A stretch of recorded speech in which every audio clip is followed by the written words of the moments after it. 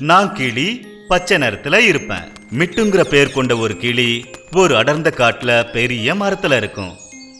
மிட்டு கிளியோட மூக்கு சிகப்பு நிறத்துல இருக்கும். அப்புறம் அது என்னமோ பச்சை நிறத்துல இருக்கும். அது பாக்குறதுக்கு ரொம்ப அழகா இருக்கும். அத பாக்குறவங்க எல்லாரும் அதோட அழக பாராட்டுவாங்க.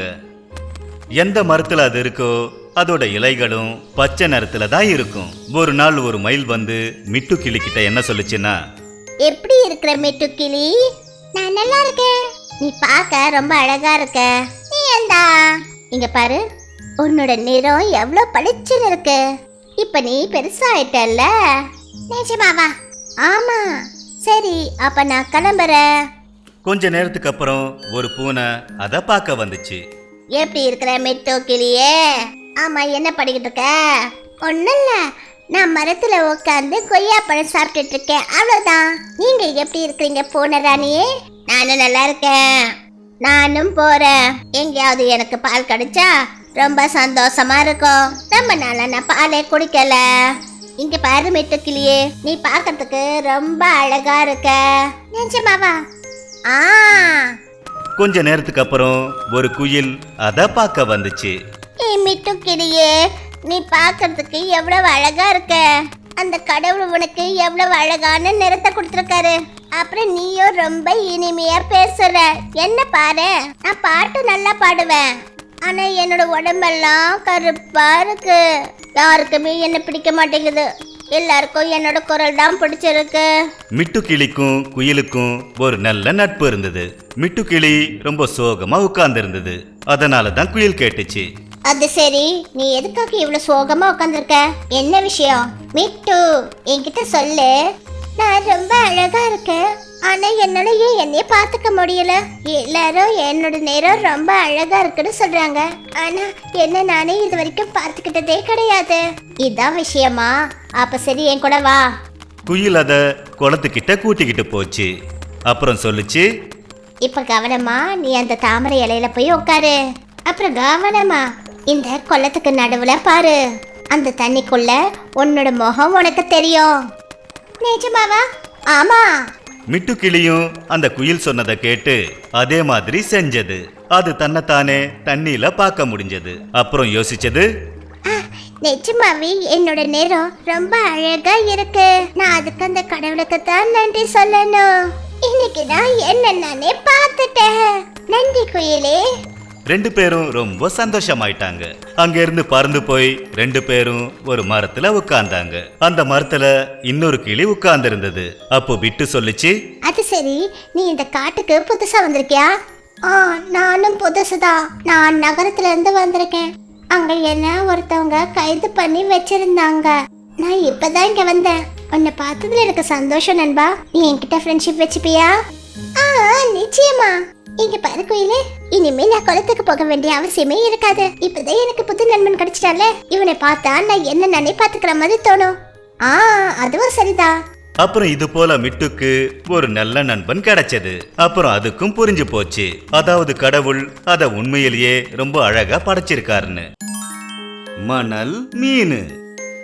காம்னா ஒரு பயபக்தியுள்ள பொண்ணு. அவ எப்பவும் சன்னியாசிகளுக்கு சாப்பாடு கொடுப்பா. அப்புறம் கடவுளுக்கு பூஜை செய்வா. ஒரு நாள் காமனா தண்ணிய நிறைச்சி வீட்டுக்கு கொண்டு போகும்போது அப்பதான் அவ நதி கிட்ட ஒரு பெரிய முனிவர் மரத்துக்கடியில உட்கார்ந்து தவம் பண்றத பார்த்தா. இவரை பார்த்தா ஒரு பெரிய ரிஷி முனிவர் மாதிரி தெரியுது. இன்னைக்கு தான் இவரை இங்க முதல் முறையா பாக்குறேன். நான் போய் அவர் காலில் விழுந்து வணங்குறேன். அவரோட ஆசீர்வாதத்தை வாங்கிக்கிறேன். காம்னா ரொம்ப பக்தியோட அந்த முனிவர் பக்கத்துல போய் உட்கார்ந்தா.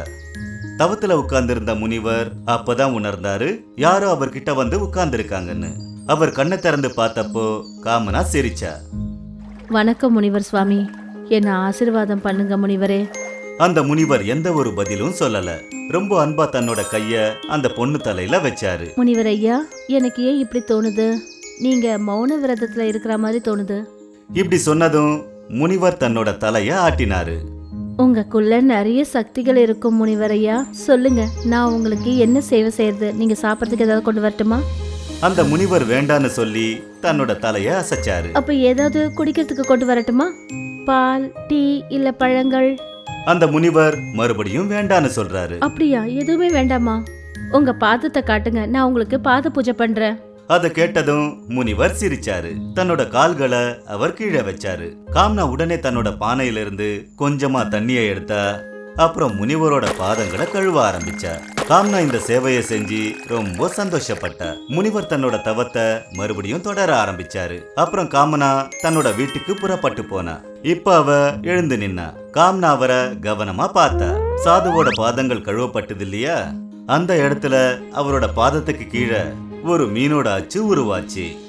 அட, இப்படி ஒரு புதிய அடையாளம் ஒருத்தரோட பாதத்துக்கு அடியில எப்படி உருவாக முடியும்? இது ஏதோ ஒரு மகான் ஆத்மாவோட அடையாளமா இருக்கு. மறுபடியும் காமனா இன்னும் கொஞ்சம் கிட்ட போனா. அது மண் மீனா மாற ஆரம்பிச்சது. உண்மையிலேயே நான் இப்படிப்பட்ட ஒரு மனுஷனை இது வரைக்கும் பார்த்ததே கிடையாது. ஒருத்தரோட பாதத்துக்கு அடியில முகடுகளை தவிர வேற ஏதோ அடையாளம் இருக்கு. இவர் ஒன்னும் சாதாரண முனிவர் இல்ல, இவர் முற்றம் துறந்த முனிவர். கடவுளே, என்னை இவரை தரிசிக்க வச்சுட்ட. நான் உண்மையிலேயே பாக்கியசாலி. காம்னா தன்னோட வீட்டுக்கு போனா. அப்புறம் இந்த விஷயத்த தன்னோட புருஷன் கிட்ட சொன்னா. மறுநாள் அந்த முனிவரை தரிசனம் பண்றதுக்காக அவங்க 2 பேரும் அங்க வந்தாங்க. ஆனா அவங்க அங்க பார்த்து அதிர்ச்சி அடைஞ்சாங்க. அந்த முனிவர் அங்க இல்லவே இல்ல. அக்கம் பக்கத்துல கேட்டதுக்கு அப்புறம் தெரிஞ்சது இந்த இடத்துல அந்த மாதிரி ஒரு முனிவர் வரவே இல்லைன்னு. இல்ல இல்ல, அந்த மாதிரியெல்லாம் இல்ல. நான் சொல்றத நீங்க ஏன் நம்ப மாட்டேங்கிறீங்க? என் கூட வாங்க, நான் உங்களுக்கு அந்த குளத்தங்கரை கிட்ட மீனோட அடையாளத்தை காட்டுறேன். காம்னா தன்னோட புருஷனை அந்த இடத்துக்கு கூட்டிட்டு போனா. அவர் அந்த இடத்த பார்த்ததும் ரொம்ப அதிர்ச்சி அடைஞ்சாரு. அவ சொல்றது உண்மைன்னு. அவரு முற்றும் துறந்த முனிவர். அவரை நான் அந்த கடவுளோட அவதாரமா இங்க பார்த்தேன். அங்க பாருங்க, அந்த மீனோட அடையாளத்தை பாருங்க. இனிமே அவரோட தரிசனம் எப்போ கிடைக்கும்னு தெரியல. நான் ஒன்னு சொல்றேன் கேளுங்க. இந்த அடையாளத்தை நாம எடுத்துட்டு போவோங்க. இந்த மண் மீனை நாம கொண்டு போவோங்க. இதுதான் அவரு நமக்கு கொடுத்த ஆசீர்வாதம். கணவன் மனைவி 2 பேரும் அந்த மண்மீனை கையில எடுத்துக்கிட்டு அதை தங்களோட வீட்டுக்கு கொண்டு போறாங்க. அப்புறம் அதை ஒரு கடவுளா நினைச்சு தினமும் பிரார்த்தனை பண்ண ஆரம்பிச்சாங்க. மெல்ல மெல்ல அவங்க வியாபாரத்துல நல்ல முன்னேற்றம் வந்துச்சு. அவங்க பெரிய செல்வந்தர்களா ஆயிட்டாங்க. அப்புறம் ரொம்ப சந்தோஷமா வாழ்ந்தாங்க. யானைக்கும் மாட்டுக்கும் நட்பு. ஒரு சின்னதா குட்டி யானை, அதோட பேரு மிக்கி, ரொம்ப ஜாலியா சுத்தி வலம் வந்தது.